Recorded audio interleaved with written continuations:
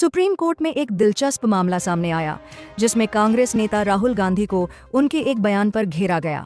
दरअसल 2023 में भारत जोड़ो यात्रा के दौरान राहुल ने कहा था कि एक पूर्व सेना अधिकारी ने उन्हें बताया कि चीन ने भारत की 2000 वर्ग किलोमीटर जमीन पर कब्जा कर लिया है। उन्होंने यह भी कहा कि 20 भारतीय सैनिक मारे गए और अरुणाचल प्रदेश में हमारे सैनिकों की पिटाई हुई, लेकिन भारतीय प्रेस इस बारे में एक सवाल तक नहीं पूछता। इस बयान के चलते उनके खिलाफ मानहानि का मुकदमा दर्ज हुआ, जिस पर सुप्रीम कोर्ट में सुनवाई हुई। कोर्ट में जजों ने राहुल से सवाल किया कि आखिर उन्होंने ये बातें सोशल मीडिया पर क्यों कहीं, संसद में क्यों नहीं उठाईं। जस्टिस दत्ता ने पूछा, आपको कैसे पता कि चीन ने 2000 वर्ग किलोमीटर जमीन कब्जा ली?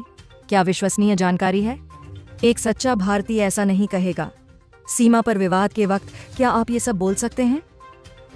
कोर्ट ने यह भी कहा कि भले ही राहुल को संविधान के अनुच्छेद 19 के पहले अंक के अंतर्गत ए के तहत बोलने की आज़ादी हो, लेकिन जिम्मेदार नेता होने के नाते उन्हें सोच समझकर बोलना चाहिए। राहुल की तरफ से वरिष्ठ वकील अभिषेक मनु सिंघवी ने बहस की। उन्होंने कहा कि राहुल ने संसद में बोलने की छूट पाने के लिए चुनाव नहीं लड़ा।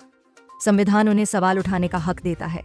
सिंघवी ने यह भी कहा कि मानहानि का मुकदमा दायर करने से पहले राहुल को अपनी बात रखने का मौका नहीं दिया गया, जो प्राकृतिक न्याय के खिलाफ है। उन्होंने कोर्ट से कहा कि अगर विपक्ष का नेता भी ऐसी बातें नहीं कह सकता तो इसका क्या मतलब निकलेगा। सुप्रीम कोर्ट ने इस मामले में सख्त रुख अपनाया और पूछा कि राहुल ने हाईकोर्ट में अलग तर्क क्यों दिए। कोर्ट ने नोटिस जारी किया, मामले पर रोक लगाई और 3 हफ्ते में जवाब मांगा।